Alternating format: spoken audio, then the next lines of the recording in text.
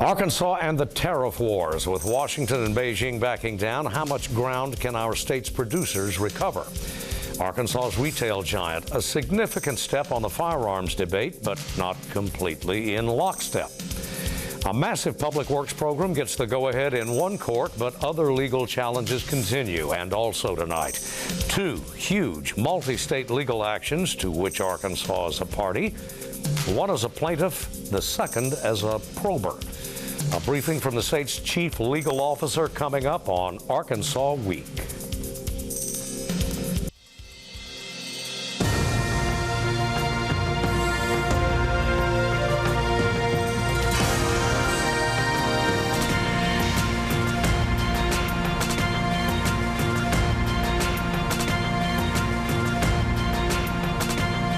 Support for Arkansas Week provided by the Arkansas Democrat-Gazette, the Arkansas Times, and KUAR-FM 89. Hello again, everyone. Thanks for joining us for Arkansas Week. Opioids and online search engines. A proposed settlement involving the former and investigation of the latter just beginning. We'll tackle those with the state's Attorney General in just a few moments. But first, Arkansas ag and a partial thaw in the trade war. Arkansas's Walmart and weapons, concrete, and Arkansas's capital city.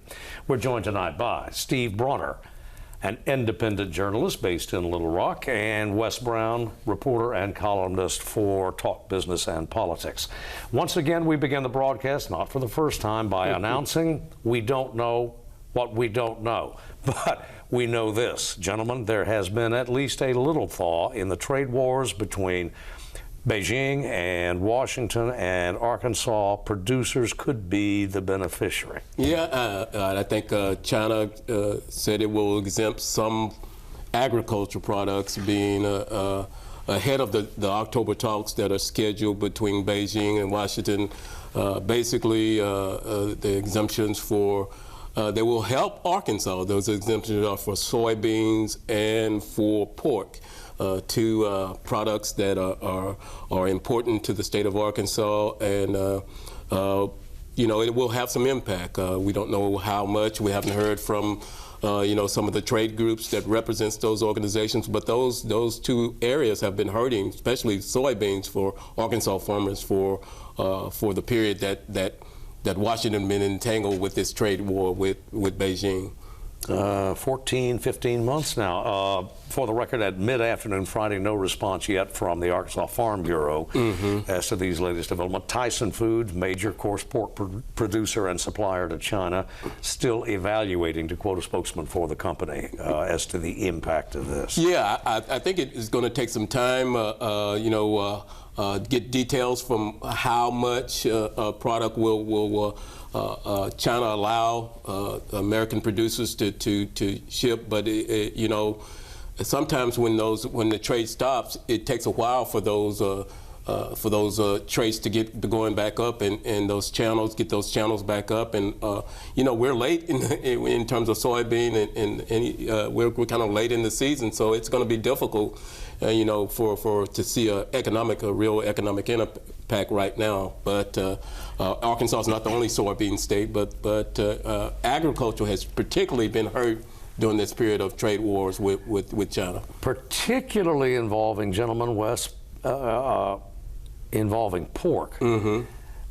China doesn't have a lot of leverage. It's got problems domestically, certainly, and it's a huge consumer of pork. Yeah, and in the United States, it's a huge producer of pork. So, and they want to be able to. I mean, the thing is that China it's fast growing. It needs fuel. It needs food. It needs all types of commodities.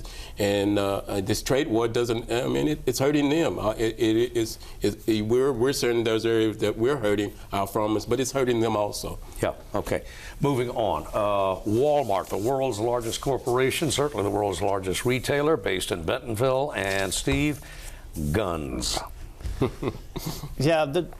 Some corporations can afford to take sides in the culture war, and Walmart cannot. It is a national organization but it has rural roots, so it has that constant struggle to try to figure out how to please everybody, which it can never do. But last week, Doug McMillon sent a letter that said that Walmart was going to no longer sell ammunition for handguns, and they expect its market share for ammunition to drop considerably, 20% to 6%. It's also asked, customers asked, not demanded, asked that they not open carry in their stores. Now we'll see how much people comply with that in the states where they can do that. Meanwhile, this past week, about 146 CEOs sent a letter asking for to Congress, asking for action on background checks. And Doug McMillon was not one of those. CEO of Walmart was not one of those. So walking a tightrope here, trying to respond to outrage over shootings that two of which have occurred at Walmarts. Two, I believe. Mississippi and El Paso. And other incidents too at Walmart. Yeah, there's a young man walked into carrying a gun, trying to kind of, as almost like an experiment. But at the same time, can't afford to offend that rural base, so it's a tough call for them. Yeah, and Walmart has become this kind of hometown for rural communities. People come to Walmart to pretty much do everything. They're shopping, they're banking. So it's kind of in the rural communities, it's a staple of those communities, and I think, like Steve said, it's a tightrope for them to be able to enter this very strong debate that splits America, and other corporations. It calls Kroger's to come out with kind of a similar policy.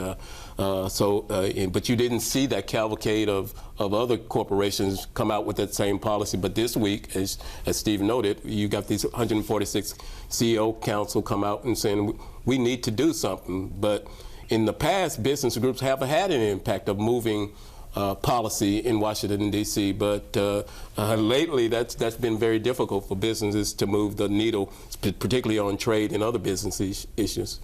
All right, well, here's a story that we haven't been able to get to in the last couple of weeks, but there was a major break, Steve, for this enormous Central Arkansas Pulaski County Public Works program. It wins in one court, but it hasn't totally won. Still waiting. Last week, Pulaski County Circuit Judge Chip Welch ruled that the building of 4 lanes to 8 lanes of I-630 is not an illegal exaction, because technically the amendment we voted on referred to 4-lane highways, but he said that was, quote, an error in drafting. Let it go. So that appears to be on its way. He earlier had ruled that it was okay for the highway department to build to widen the bridge across the Arkansas River, saying that amendment didn't refer to bridges at all, that was not relevant. But that still is in court, in federal court. Opponents are still trying to find some way to block that. They want more of a boulevard approach, or just a different way. They do not want that heavy traffic approach.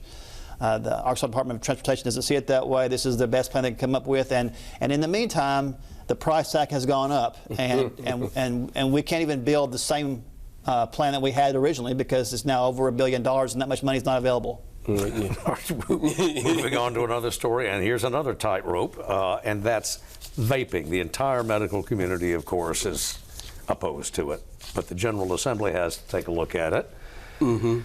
And it's moving, it would seem, tentatively. Yeah, and we had some kind of, this a little bit of legislation that was proposed earlier in the recent session, the 2019 session, but it did, as you said, it didn't get any movement. But now you're starting to see more national incidents where people are dying, and the impact on young people in schools. So and then the president has jumped in on this debate and basically, tweeted and said we need to do something about vaping. So there seems to be a movement towards some type of regulation on this, but it remains to see if we will see that kind of movement in Arkansas. Yeah, Steve, some very powerful interests here, economic interests in play. Well, true, but also a very powerful cultural interest also. The superintendent of the Bentonville School District told lawmakers this week that vaping is up 420%. They've confiscated 400% more products from their students. All legislators are hearing from their superintendents telling them that students, this is becoming an epidemic after years and years of the society, of the country, managing to move the needle in the right direction on nicotine. In a matter of a couple of years, it's gone the entirely different direction, and you're seeing vaping become really a national trend. So you might see some movement in the legislature this upcoming session. In the past session, we did increase the age 21 along with other cigarette products, but no tax increase. And so, but we might see that this time. At the same time, President Trump has said this week that he wants to ban all flavored vaping products, which would be, like you said, a huge economic impact. So we'll see if that actually happens. Well, in terms of long-term, short-term health risk, it would appear, not a scientist, it would appear that vaping poses the more imminent threat to the user than any kind of tobacco consumption. Yeah, and that's I think there's been a few studies that have come out, and you're starting to get the science backing to support some of the things that we've already known, similar to some other critical issues like opioid out there. But we have several kind of national emergencies in terms of vaping. We have opioids. So all these issues are and then you bring the big issue of health care. I mean, and these are critical issues right now, and there's some tough issues to tackle. Yeah, and Steve, along with that, CDC reports once again that Arkansas's obesity rate is not where we want it at all, not near. Yeah, we're up to number 3 in the country. Now these things are the numbers can, a small shift in your state can move your state up quite a bit. We were 7th before, and now we're 3. But we're now up to 37.1%. We're in the top 10 at a minimum. and the whole country is moving in this direction too. So no way to create a healthcare policy. You can argue about healthcare policy all that you want to. If your country has an obesity epidemic, and if vaping is becoming if a large percentage of your young people are becoming addicted to nicotine, it's tough for policymakers to respond to that. And the cost to the taxpayer through Medicaid, and as well as private industry, private insurers, of obesity is just staggering. Yeah, I mean, those numbers have continued to go up over during our lifetime. We've seen that impact of that on every issue, the healthcare costs. When we vacillate in this country between these health crazes and then dealing with these issues, these health issues. But our healthcare system is just been bombarded with incident, critical issue after critical issue, and I'm sure when we go back to the legislature, those issues are going to be on the table. I'll leave it there. Gentlemen, thanks for coming in. Thanks for joining us. And we ask you to stay tuned to see what state agency and commission meetings are coming up on the Arkansas Citizens Access Network, ARCAN, and we'll be right back.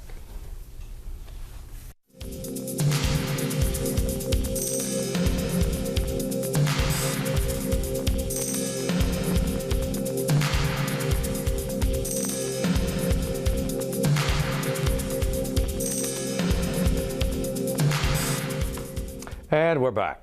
The pleadings, the exhibits, the testimony in just one case against one big opioid producer would fill a warehouse. But there's word that the defendant in that one case, Purdue, has reached a settlement with the plaintiffs, which include Arkansas. Attorney General Leslie Rutledge is here. General, thanks very much for coming in. Well, thank you, Steve. It is one moment we read that it's tentative, the next moment we read, or a few hours, it's almost a done deal. Where does it stand at mid-afternoon on Friday afternoon? Well, unfortunately, I won't be able to go into the specifics of it because the confidentiality surrounding these talks of whether or not we have settlements with Purdue and the Sackler family. There has been information leaked out from other states or parties to these discussions, But what's important for Arkansans to know is that we are doing everything we can through these talks to hold companies and individuals accountable for the opioid epidemic that has just ravished the state of Arkansas, and we lose hundreds of lives every single year to this epidemic. We know that Arkansas families are concerned. We know that citizens are, cities and counties are needing resources to provide services to people in the communities, and that's what the litigation is for. That's what these settlement talks, why we are having these settlement talks, are because we want to get resources back to the state of Arkansas. Well, can you tell us how close, what your sense is, whether you with the co-plaintiffs? Well, I'm very optimistic that we're going to be able to reach a deal in the near future, and to hold these companies and individuals accountable for what they have done to the state of Arkansas in terms of the opioid epidemic, in terms of these medications being available and not being properly advertised, the sort of addiction that they could cause. And so I am hopeful that we can move forward very fast, again, so we can have those resources back to the state of Arkansas, because we don't need this 10 years from now. We don't need litigation to drag on for 10 or 15 years. We need these resources in the state today. Have you and your co-plaintiffs, attorneys for the co-plaintiffs, have you assessed how much the financial benefit would be, or the recovery sums would be for Arkansas just in this litigation, the share? Well, in this alone, it strictly depends on whether or not we do go to trial, or whether we are able to settle. Again, we are not able to, speak to a specific number at this time, and because of the confidentiality of those discussions, I am not allowed to get into it. However, it would be an amount that would allow Arkansas to be able to provide resources to pay the citizens back for resources already expended, but most importantly, to have education, addiction treatment, and services provided back to the state. As we understand it, the settlement would stipulate that the Sackler family itself essentially leave the company. Is that appropriate in your judgment?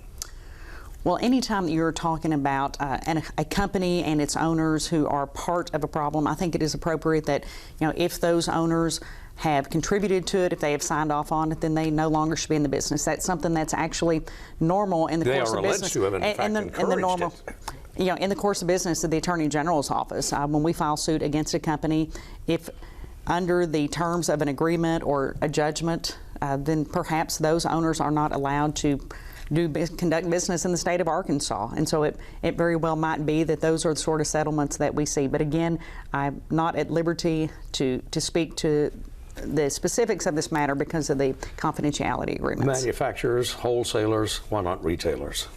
And some of the litigation, right, retailers are. So we're looking at, with regard to the opioid epidemic, it's an above all the approach. And so, yes, we've sued the manufacturers, we've sued the distributors, we have educational programs, we've worked with the state legislature on enforcement, and so everything that we are doing to solve this opioid crisis.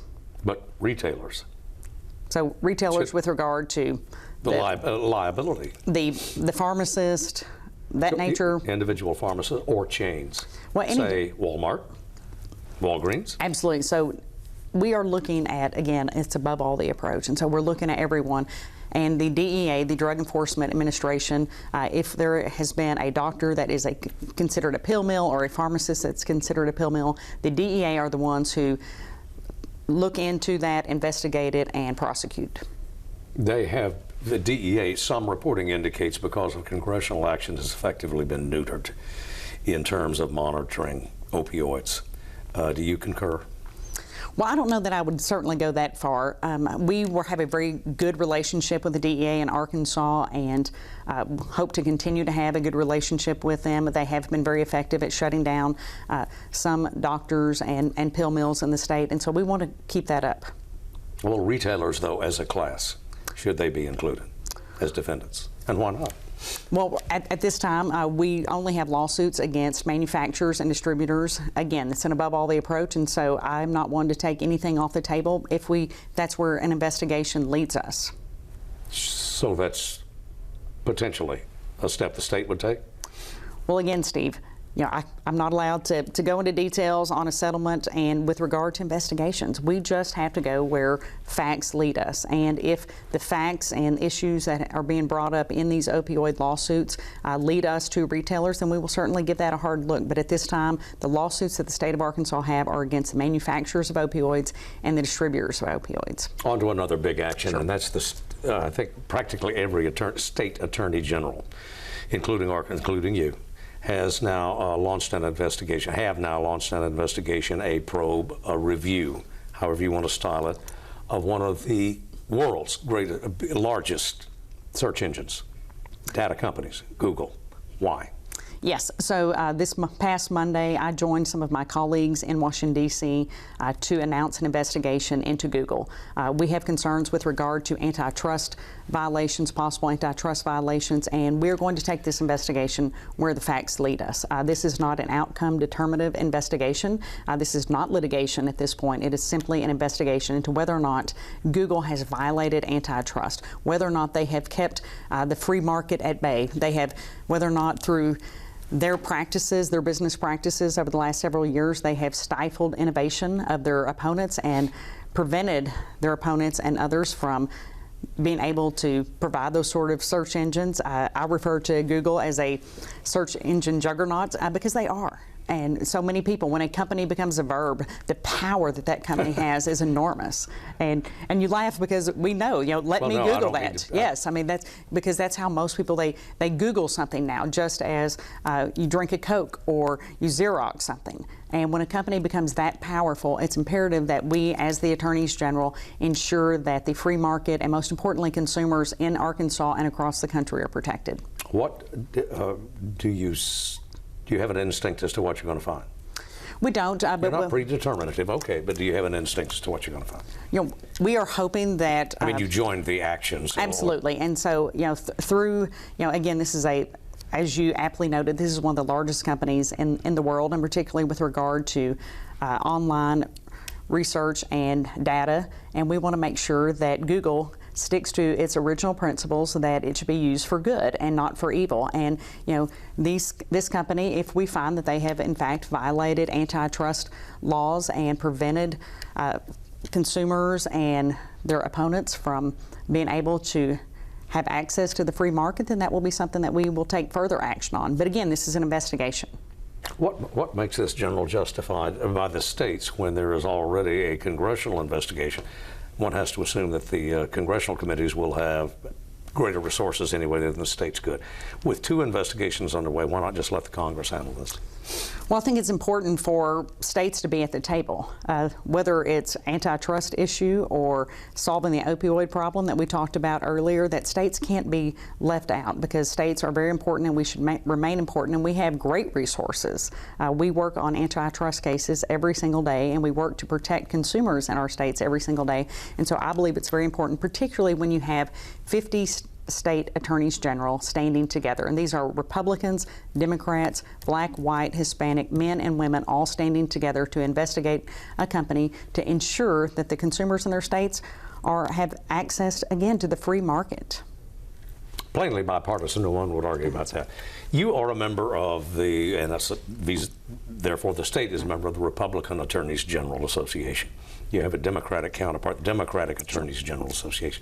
You are not frequently in accord, the two groups are not frequently in accord on legislative or legal challenges anyway. Are you concerned at all that justice is being politicized to an extent as never before, either by your party's attorneys general or the Democrats? Well, I think that actually the attorneys general of states work together collaboratively much more often than people realize, but it's not covered because it's not as attractive lawsuits when we are filing lawsuit against a bad business, a pharmaceutical company, for example, when all the attorneys general do, or when all the attorneys general go after a credit company. And those do not perhaps garner the same amount of interest, but we work very closely with our Democratic counterparts to protect consumers. That being said, yes, we have seen in the last couple of years since President Trump has taken office that my counterparts on the left side of the aisle have been aggressively filing lawsuits without delay. As soon as he makes an announcement, it seems as if they have a lawsuit ready to go without seeing what impact it has whatsoever on the people of their states and the people of this I guess country. they would argue that they're following the playbook that was set by the Republican attorneys general during the Obama years. Would they not? Well, a number of lawsuits were filed during President Obama's term against the Waters of the United States rule, which was unconstitutional, or the Affordable Care Act that was passed in 2010 and that President Obama put into place. And that has been successful. It's been held unconstitutional at the lower courts, and that we expect it'll go on up. However, what we're seeing by the Democratic attorneys general is what Republicans did, except on a much greater level. It's an exponential rate. The number of lawsuits that they have filed triples, quadruples what we filed. And oftentimes, again, it's as if they have that lawsuit ready before they even hear what comes out of the president's mouth. Well, General, I have to end it there because we're simply out of time. General, thank you very much Thank for you. your I time. enjoyed being with you. Please come back. I will. And that's it for us this week. We'll see you in 7 days with another edition of Arkansas Week.